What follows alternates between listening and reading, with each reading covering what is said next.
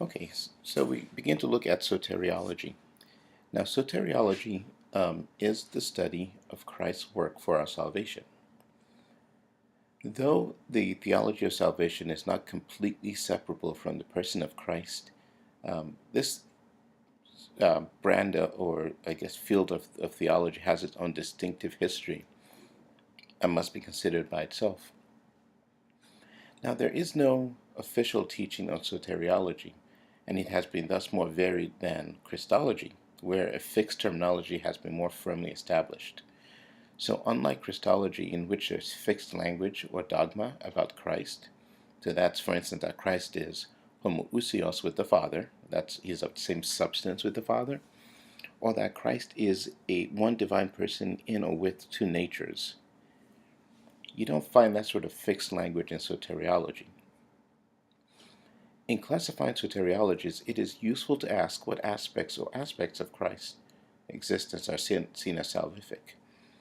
The four major points of reference are Christ's incarnation, his public life, crucifixion, and resurrection, either alone or in some combination. So is salvation attributed to God's presence in Jesus? So is salvation primarily about the incarnation, the result or the effect of the incarnation?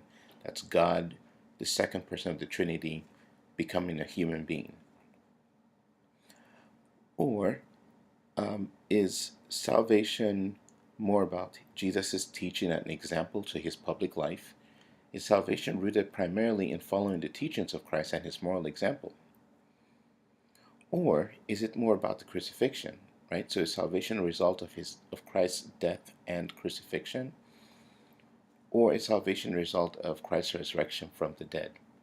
Okay, so these are four points of reference, theological points of reference, and you find that soteriologies tend to focus on one of these four: the incarnation, or the public life, or the death of Christ on the cross, or his resurrection and exaltation.